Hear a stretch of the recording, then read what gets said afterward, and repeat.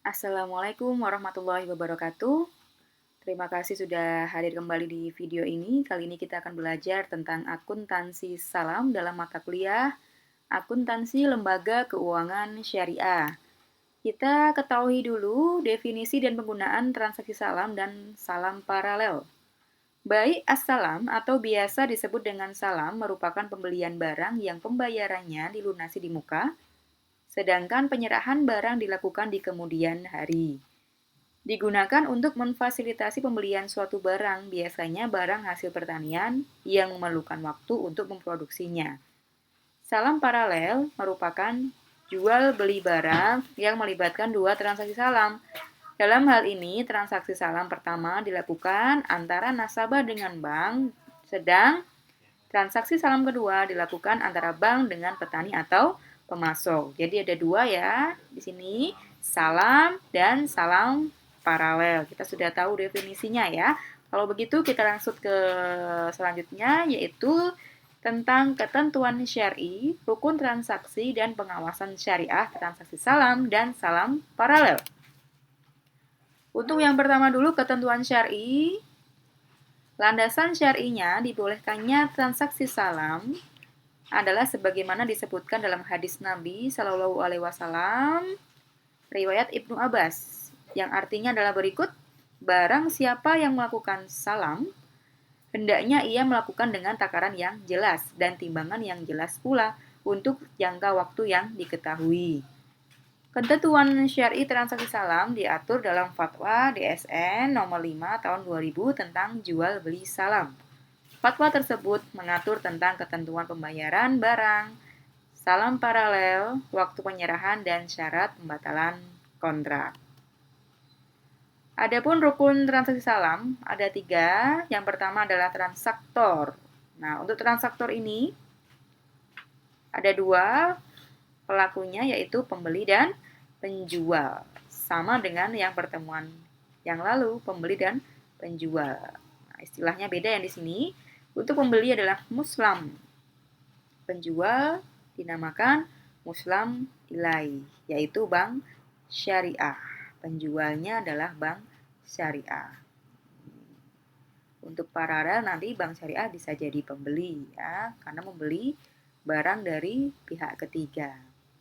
Yang kedua, objek akad salam berupa barang dan harga yang diperjualbelikan dalam transaksi salam. Dan yang terakhir adalah ijab dan kabul, yang menunjukkan pernyataan kehendak jual beli secara salam baik berupa ucapan atau perbuatan. Kita bahas satu persatu untuk transaktor. Rukun yang pertama dalam transaksi salam. Transaktor ini terdiri atas pembeli, yaitu muslim, dalam hal ini adalah nasabah, dan penjual, atau diistilahkan dengan muslam ilai, dalam hal ini adalah bank syariah. Kedua transaktor disyaratkan memiliki kompetensi berupa akil baligh dan kemampuan memilih yang optimal seperti tidak gila, tidak sedang dipaksa, dan lain yang sejenis. Adapun untuk transaksi dengan anak kecil dapat dilakukan dengan izin dan pantauan dari walinya. Terkait dengan penjual, Fatwa DSN nomor 5 tahun 2000 mengharuskan agar penjual menyerahkan barang tepat pada waktunya dengan kualitas dan jumlah yang telah disepakati. Penjual diperbolehkan menyerahkan barang lebih cepat dari waktu yang disepakati dengan syarat kualitas dan jumlah barang sesuai dengan kesepakatan, dan ia tidak boleh menuntut tambahan barang, tambahan harga. Nah, gitu ya. Yang kedua adalah objek salam. DSN menyatakan beberapa ketentuan dalam transaksi salam, yaitu apa? Yang pertama adalah harus jelas ciri-cirinya dan dapat diakui sebagai utang. Yang kedua, harus dapat dijelaskan spesifikasinya, ya speknya di situ. Yang ketiga, penyerahannya dilakukan kemudian. Keempat, waktu dan tempat penyerahan barang harus ditetapkan berdasarkan kesepakatan. Yang kelima, pembeli tidak boleh menjual barang sebelum menerimanya. Dan yang keenam, tidak boleh menukar barang kecuali dengan barang sejenis sesuai kesepakatan. Nah, untuk terkait dengan alat pembayaran, DSN mensyaratkan alat bayar harus diketahui jumlah dan bentuknya. Alat bayar bisa berupa uang, barang, atau manfaat. Pembayaran harus dilakukan pada saat kontrak disepakati. Pembayaran itu sendiri tidak boleh dalam bentuk pembebasan utang. Dan rukun yang ketiga, ijab dan kabul. Ijab dan kabul adalah pernyataan dari kedua belah pihak yang berkontrak dengan cara penawaran dari penjual, yakni bank syariah, dan penerimaan yang dinyatakan oleh pembeli atau nasabah. Pelafalan perjanjian dapat dilakukan dengan lisan, isyarat bagi yang tidak bisa bicara, tindakan maupun tulisan, tergantung pada praktik yang lazim di masyarakat dan menunjukkan keridhaan satu pihak untuk menjual barang salam dan pihak lain untuk membeli barang salam. Itu untuk rukun transaksi salam yang salam saja. Kalau yang ini salam paralel. Berdasarkan fatwa DSN nomor 5 tahun 2000, disebutkan bahwa akad salam kedua antara bank sebagai pembeli dengan petani sebagai penjual harus dilakukan terpisah dari akad pertama. Adapun akad kedua baru dilakukan setelah akad pertama yang sah antara nasabah dan bank. Yang kedua ini antara bank dan petani sebagai penjual. Rukun-rukun yang terdapat pada akad salam pertama juga berlaku pada akad salam kedua. Seperti yang tadi dijelaskan bahwa bank bisa jadi pembeli, bisa jadi penjual. Untuk pengawasan syariah transaksi salam dan salam paralel, bagaimana? Pengawasannya untuk apa? Untuk yang pertama adalah memastikan barang yang diperjualbelikan tidak diharamkan oleh syariah Islam. Yang kedua, memastikan bahwa pembayaran atas barang salam kepada pemasok telah dilakukan di awal kontrak secara tunai sebesar akad salam di awal kontrak karena dibayar di muka lunas. Dan yang ketiga, meneliti bahwa akad salam telah sesuai dengan fatwa DSN MUI tentang salam dan peraturan Bank Indonesia yang berlaku. Yang keempat, meneliti kejelasan akad salam yang dilakukan dalam format salam paralel atau akad salam biasa. Dan yang terakhir, meneliti bahwa keuntungan bank syariah atas praktik salam paralel diperoleh dari selisih antara harga beli dari pemasok dengan harga jual kepada nasabah, yaitu pembeli akhir. Untuk alurnya masih sama, yang pertama adalah negosiasi dan akad salam. Nego dulu, udah oke baru akad perjanjian. Yang kedua, karena dibayar di muka maka langsung bayar lunas. Setelah itu, siapa? Bank syariah ngapain?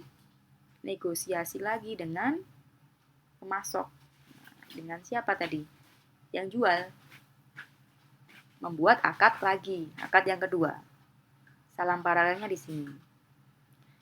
Oke, kalau oke, bayar. Setelah jadi barangnya, disampaikan ke bank syariah sebagai penjual dalam akad yang salam dengan nasabah. Kalau akadnya dengan pemasok ini adalah bank sebagai pembeli.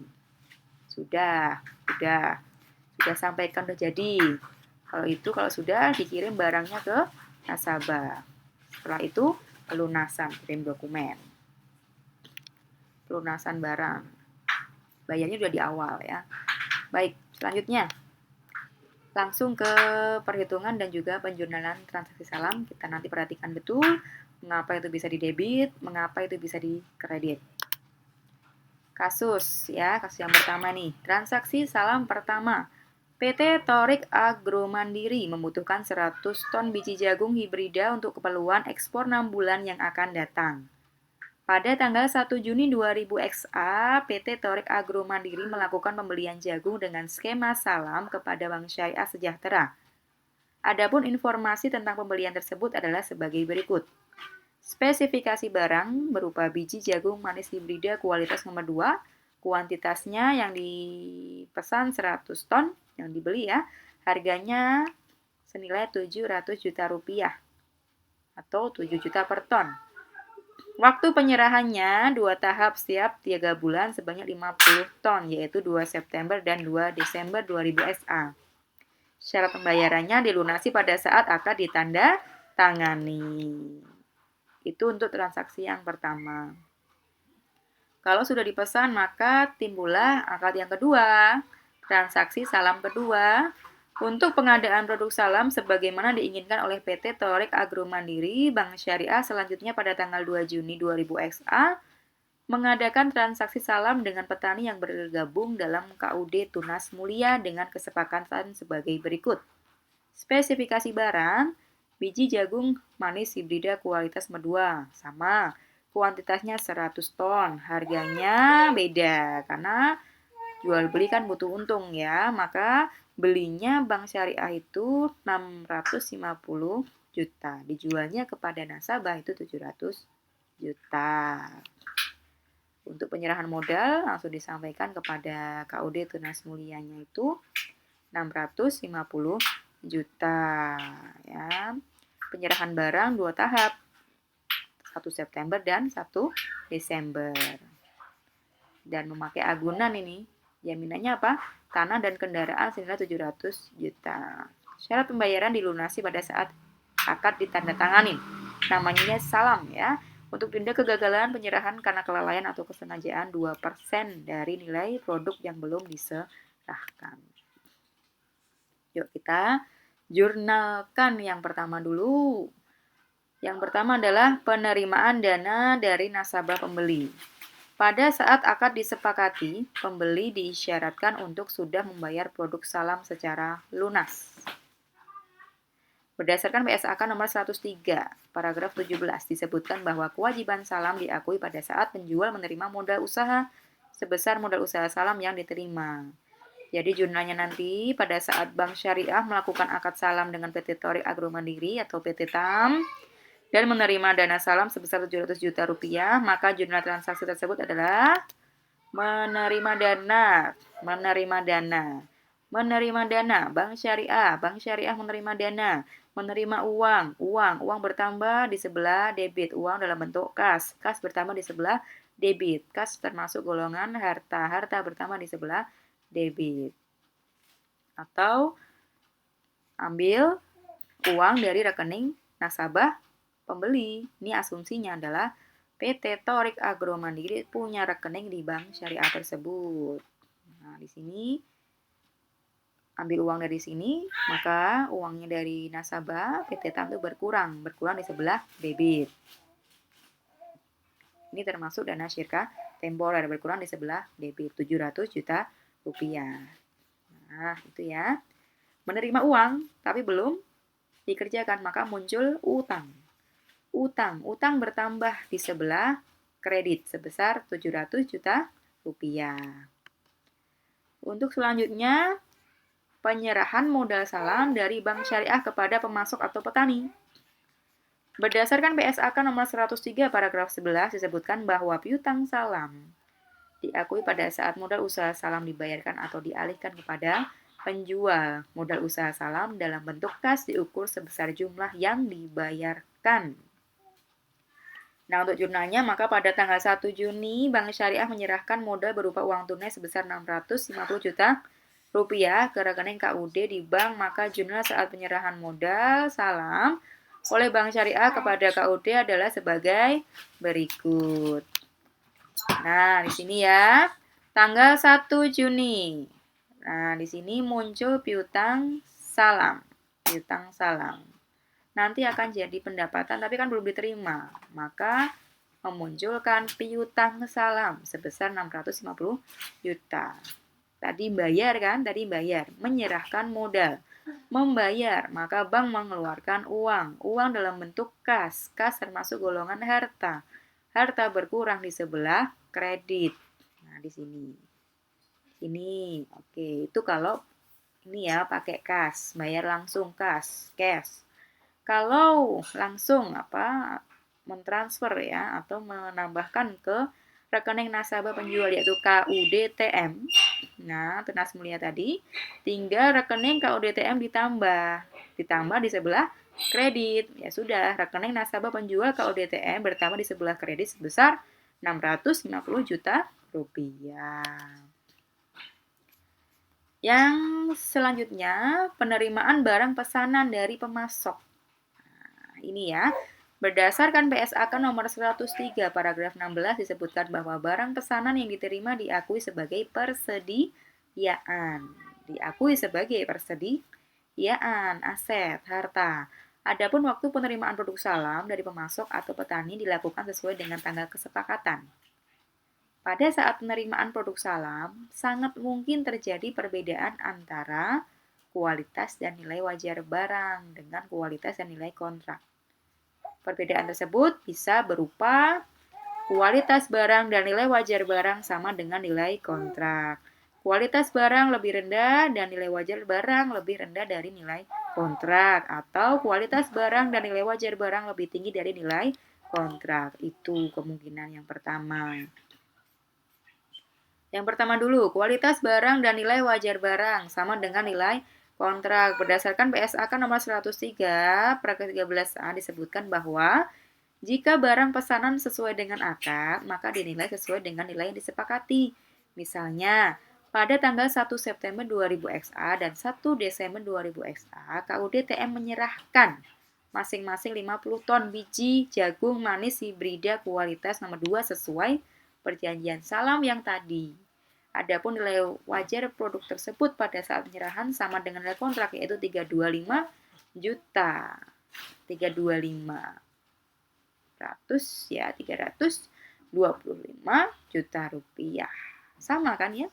Maka sama kan? 325 dikali 2 maka 650 juta rupiah. Kan sama. Maka nanti jurnalnya adalah begini. Bagi bank ya. Saat produk salam dari KUD bank, dari KUD ke bank dikasih produknya, maka bank mendapatkan persediaan. Persediaannya bertambah. Persediaan bertambah di sebelah debit karena termasuk golongan harta.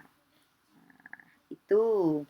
Tadi saat menyerahkan modal tadi kan mencatat di sebelah piutang debit kan dianggap piutang. Maka kalau sudah menerima produk salam, maka piutangnya dihapus, piutang salam dihapus, piutang berkurang di sebelah kredit sejumlah 325 juta. Dilakukan secara 2 kali, totalnya adalah 650 juta rupiah itu. Dan yang selanjutnya, penyerahan barang salam dari Bank Syariah kepada nasabah pembeli. Nah, ini misalnya ya. Misalkan dalam kasus di atas setelah menerima produk salam dari KUDTM pada tanggal 1 September 2000 XA dan 1 Desember 2000 XA masing-masing sebanyak 50 ton dengan kualitas dan harga sesuai dengan kesepakatan antara Bank Syariah dan KUDTM. Bank langsung mengirim produk salam ke gudang milik PT TAM pada tanggal 2 September dan 2 Desember. Jadi habis menerima langsung dikirim. Maka jurnalnya bagaimana? Bank ngapain? Bank menyerahkan produk salam tadi. Maka persediaannya tadi berkurang. Persediaan berkurang di sebelah kredit. Nah, 325 juta. Tadi kan debit. Kalau udah diserahkan jadi kredit. Utang salamnya berapa? 350 juta. Utangnya jadi berkurang karena sudah melunasi pekerjaan. Udah dibelikan, dikasihkan.